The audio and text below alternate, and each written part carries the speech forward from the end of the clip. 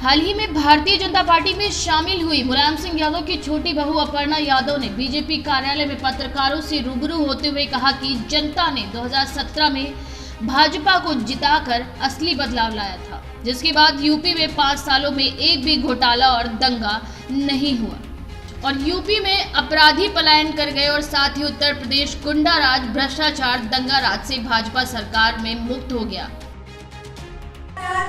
भ्रष्टाचार, दंगा राज से मुक्त प्रदेश भाजपा की सरकार में है। ये वही अपर्णा यादव हैं जो पहले सपा की नीतियों को गिनाती हुई नहीं थकती थी और अब भाजपा की तारीफों के पुल बांधते हुए भी नहीं थक रही हैं। मैं एक बहुत इंपॉर्टेंट पॉइंट के बारे में भी आपसे चर्चा करना चाहती हूँ कि आजकल कांग्रेस पार्टी ये बोलती है कि बेटी हूँ और लड़ सकती हूँ, लड़की हूँ लड़ सकती हूँ।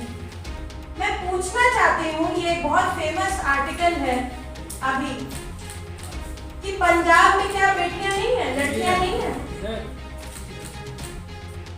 और वहां पे इसी आर्टिकल में लिखा हुआ है कि उनकी प्रदेश की महिला अध्यक्ष बलवीर रानी सोढी, उन्होंने कहा कि पार्टी में किस तरह से महिलाओं को नजरअंदाज किया गया, एक टिकट नहीं दी गई। तो क्या सिर्फ चुनावी, क्योंकि यहाँ पर संग्राम है इसलिए कांग्रेस को ये याद आ रहा है कि यहाँ पर लड़की हूँ लड़ सकती हूँ।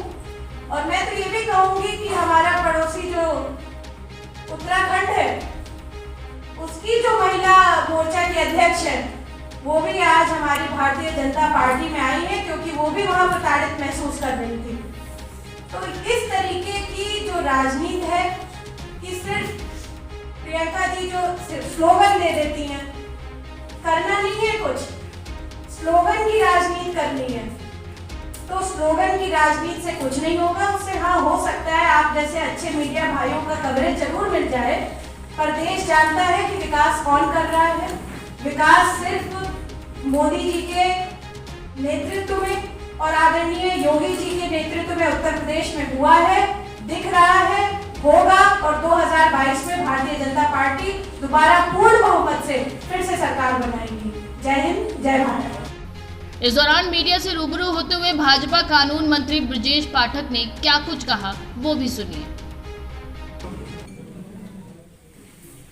सबसे पहले आप सभी का आभार, हम सब पुनः इकट्ठा हुए और लोकतंत्र का तकाजा ये है कि हम लगातार आपसे बात करते रहें, अपने दिल की बात रखते रहें, मन की बात रखते रहें और आप हमें हमारे बारे में भी बताते रहें कि हमें क्या आगे और करना है। मित्रों, मैं याद दिलाना चाहूंगा 2012 में जिनको सत्ता उत्तर प्रदेश की जनता ने सौंपी थी, वो लोग आज बदलाव की बात कर रहे हैं। 2012 से लेकर 17 तक उत्तर प्रदेश का क्या हाल था आप सबको भी पता है और जनता को भी पता है। उन्होंने सत्ता में आने के बाद क्या किया कि किसी से छुपा नहीं। उन्होंने जो वादे किए थे उसको कचरे में डाल दिया और कहानी बदलाव की नहीं लिखी, उत्तर प्रदेश को बदनाम करने की लिखी, उत्तर प्रदेश के संसाधनों को लूट करने की कहानी लिखी और कहानी लिखी युवाओं को, नौजवानों को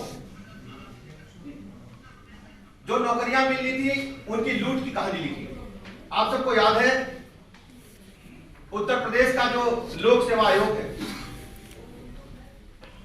वो प्रयागराज में स्थित है। उस समय के छात्रों ने लोक सेवा आयोग को नाम बदल दिया था और उसके लोक सेवा के आगे लोक हटा करके एक विशेष नाम लिख दिया गया। किसी से छुपा नहीं, आप सबको याद है, मीडिया छोटे नाम निकालो तो मिल जाएगा। मतलब नौजवानों को एग्जाम के नाम पर उनकी प्रतिभा से खिलवाड़ किया गया, पैसे लेकर खुलेआम बड़े बड़े पदों पर भर्ती की गई और सूची निकलती थी तो लगता था एक ही गांव के लोग हैं, एक विशेष कृपा पात्र लोग हैं और उनसे भी पैसे की लूट की गई, दोहन किया गया। हद तो तब हो गई जब कैबिनेट में उन्होंने पदाधिकारी को कैबिनेट का ओहदा देने का काम किया। आपसे छुपा नहीं है। 15 दिन पहले उसे बर्खास्त किया, 15 दिन बाद फिर उसे कैबिनेट का दर्जा दिया। गरीब आदमी जो आम आदमी आदमी, वंचित आदमी है। माननीय प्रधानमंत्री जी ने सबको निःशुल्क आवास देने का काम किया। हमारे मन में आसियाना एक पाने की इच्छा होती है, आपके मन में होती है, हर गरीब के मन में इच्छा होती है कि अगर बड़ा आदमी पक्की छत के नीचे रह रहा है तो हम तो झोपड़े में पैदा हो, लेकिन हमारा बेटा झोपड़े में न रहे, वो भी उसके लिए पक्की छत चाहता है। दुनिया में किसी ने नहीं सोचा। आदरणीय प्रधानमंत्री नरेंद्र मोदी जी ने भारत में योजना लागू की कि कोई गरीब अब बगैर पक्के मकान के नहीं रहेगा।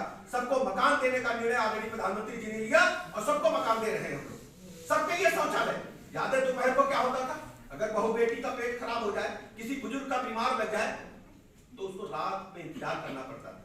और सड़क के किनारे जब हमारी बहन बेटियां बैठती थी, बहुएं बैठती थी, तो गाड़ी की जब हेडलाइट आपकी पड़ती थी तो उनको किस व्यवस्था से खड़ा होना पड़ता था, ये तंत्र सर्व झुक जाता था। आजादी के 70 साल के बाद हम उन्हें नहीं दे पाए।